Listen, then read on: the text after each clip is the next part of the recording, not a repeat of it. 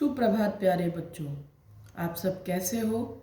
हम आशा करते हैं कि आप सब ठीक हो गए। कल की कक्षा में हमने नई रंगोली हिंदी पाठ्य पुस्तक में से पाठ 10 साच को आज नहीं पेज नंबर 65 को पढ़ा था। आज की कक्षा में हम उसकी आगे की कथा को, उसके आगे की कहानी को पढ़ेंगे।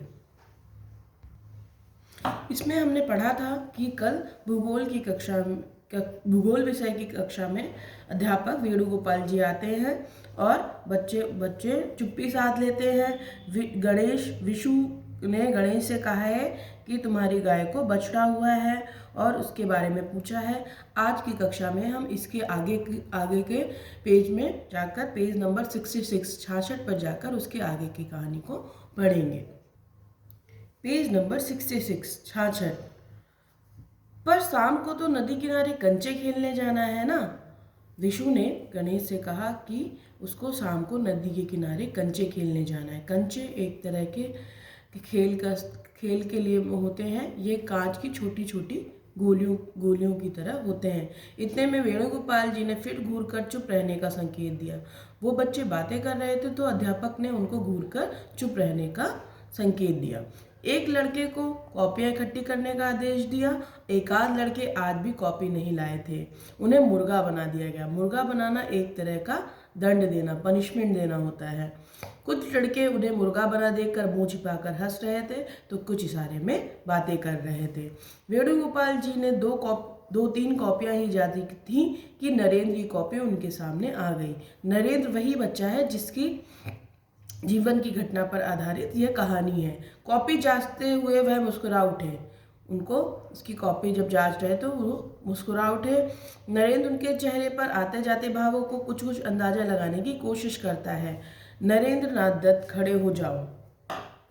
भारी भरकम आवाज सुनकर सभी का ध्यान उसकी ओर चला गया। संयुक्त राज्य अमेरिका की राजधानी कौन सी है? तो नरेंद्र नाथ दत्त ने उस अध्यापक को उनको उत्तर दिया, वाशिंगटन। बिल्कुल गलत। यदि तुम्हें नहीं आता था तो पिताजी से पूछ लेते, पुस्तक में पढ़ लेते। जो मन में आया लिख दिया। अध्यापक गुस्से में बोल उठे। अध्यापक ने उसे डांटा और बोला कि अगर आपको नहीं आता तो आपको अपने पिताजी से पूछना था, किताब में देख लेना था, कुछ भी नहीं लिखना चाहिए था।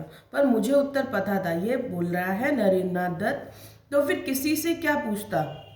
नरेंद्र नाथ दत्त बोल रहा है कि उसे उत्तर पता था तो वो किसी से क्या पूछता। नरेंद्र ने आराम से उत्तर दिया। वेणुगोपाल जी उग्र स्वभाव वाले अध्यापक थे। उग्र मतलब तेज स्वभाव, तीव्र स्वभाव वाले। पलटकर कोई जवाब दे उनको यह असहनीय था। उनको कोई भी पलटकर जवाब देता था तो उनको वो सहन नहीं होता था। एकदम चीख कर बोले, अमेरिका की राजधानी न्यूयॉर्क है, समझे? एक तो गलत जवाब लिखते हो, ऊपर से बहस करते हो। ये वेणुगोपाल जी जो अध्यापक हैं उन्होंने नरेंद्र से कहा। नरेंद्र को पूरा विश्वास है कि उसने गलत नहीं लिखा है। जो नरेंद्र है वो उसने जो ये लिखा है कहानी, ये संयुक्त राज्य अमेरिका की राजधानी वाशिंगटन, तो वो उसको ये पता है कि ये उसने गलत नहीं लिखा है। फिर भला वह चुप क्यों रहे? नहीं गुरुजी, यह गलत है। न्यूयॉर्क नहीं, वाशिंगटन ही संयुक्त राज्य अमेरिका की राजधानी है, नरेंद्र ने बोला। इस बार वेणुगोपाल जी आग बबूला हो उठे। एक तो गलती, ऊपर से सीना जोरी। अध्यापक के सामने जवान चलाते हो, तुम्हारी इतनी हिम्मत? यह वेणुगोपाल जी जो अध्यापक है नरेंद्र से बोल रहे हैं। कक्षा के लड़के सकते में आ गए, मतलब उन्हें डर लगने लगा अब नरेंद्र को की खैर नहीं। बच्चों ने सोचा कि अब नरेंद्र को डांट पड़ेगी या तो मार पड़ेगी। अब चाटा पड़ा कि तब? चाटा मतलब थप्पड़ पड़ेगा, अब पड़ेगा कि तब सर? क्योंकि जो उनके अध्यापक हैं उनको गुस्सा आ गया है। नरेंद्र बिना डरे बोला, यदि मैं आपकी बात मान भी लूं तो भी अमेरिका की राजधानी तो वही रहेगी ना, बदल तो नहीं जाएगी ना। नरेंद्र ने अपने अध्यापक से बोला कि अगर वो उनकी बात मान भी लेता है तो जो अमेरिका की राजधानी है तो वो तो वही रहेगी, वो बदलेगी तो नहीं। रचनात्मक अभिव्यक्ति। आज आपके मित्र को अध्यापक या अध्यापिका से जब आपके मित्र को अध्यापक या अध्यापिका से डांट पड़ती है तो आपको कैसा लगता है? अपने विचार लिखकर अध्यापक या अध्यापिका को दिखाइए। ये आपको खुद करना है। जब आपके जो साथ में पढ़ने वाले बच्चे हैं उनमें से किसी को डांट पड़ती है तो आपको कैसा लगता है उसके बारे में आपको लिखना है। अब तो सहन करना मुश्किल हो उठा। वेणुगोपाल जी मेज पर पड़ी अपनी छड़ी उठाई और कहा, हाथ आगे बढ़ाओ।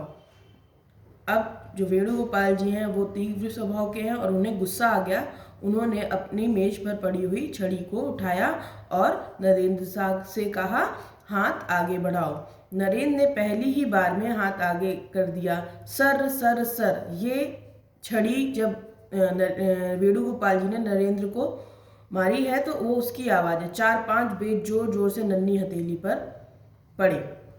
ये जो नरेंद्र है उसकी छोटे से हाथों पे, नन्ही हथेली मतलब छोटे से हाथों पर उन्होंने 4-5 डंडे मारे जोर जोर से। अब बताओ संयुक्त राज्य अमेरिका की राजधानी कौन सी है? वेणुगोपाल जी ने फिर पूछा उस बालक से, नरेंद्र से, कि संयुक्त राज्य अमेरिका की राजधानी कौन सी है? अभी भी वाशिंगटन ही है। नरेंद्र ने अपनी कलाई पर काबू पाते हुए कहा। नरेंद्र मतलब उसको जब मार पड़ी तो उसको दर्द हुआ तो अपनी कलाई पर काबू पाते हुए उसने कहा कि अभी भी वाशिंगटन ही है। वेणुगोपाल जी चौंक उठे। आज तक ऐसा कभी नहीं हुआ। इतने वर्षों में ना जाने कितने शरारती और बदतमीज लड़कों को अक्ल ठिकाने लगाई है। वेणुगोपाल जी बोलते हैं कि इतने सालों में, वो कई सालों से विद्यालय में पढ़ा रहे हैं, तो वो बोलते हैं इतने सालों में कितने सारे शरारती बच्चे और बदतमीज बच्चों की अक्ल को उन्होंने ठिकाने लगाया। आज कुछ गड़बड़ लग रही है। क्या वे सचमुच गलत हैं?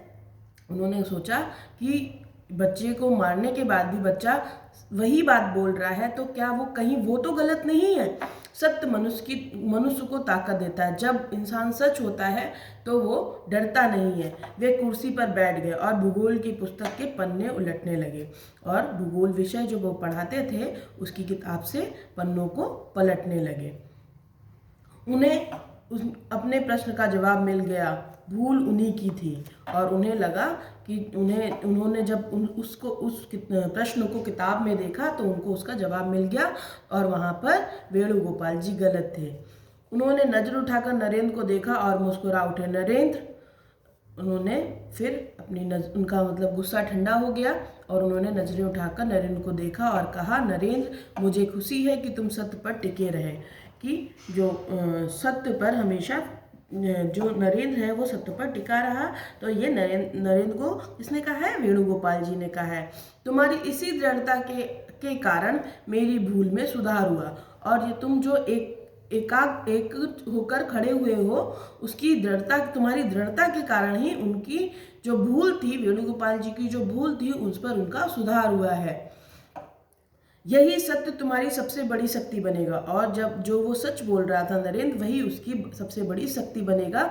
उन्होंने भविष्य की बात की कि आगे चलकर यही सत्य तुम्हारी सबसे बड़ी शक्ति बनेगा। ना तो वेणुगोपाल जी के मन में कोई अपराध भाव रहा, ना नरेंद्र के मन में अपने गुरु जी के प्रति कोई रोष मतलब होता है गुस्सा। यही बालक बड़ा होकर स्वामी विवेकानंद के नाम से प्रसिद्ध हुआ। सत्य पर अटल विश्वास और तर्क शक्ति के बल पर ही उसने संसार में नाम कमाया। स्वामी विवेकानंद जी का जन्म 12 जनवरी 1863 को हुआ था। अपने गुरु श्री रामकृष्ण परमहंस से प्रेरित होकर उन्होंने वेदों का प्रचार किया। भारत में ही नहीं, विदेशों में भी स्वामी विवेकानंद जी ने धर्म के सही स्वरूप का प्रचार प्रसार किया। भारत देश के प्रति उनके मन में भक्तिभाव था। आज की कक्षा में हमने पाठ 10 सांझ को आज नहीं पाठ को पढ़ा और समझा। अगली कक्षा में हम इसके आगे के पाठ को पढ़ेंगे।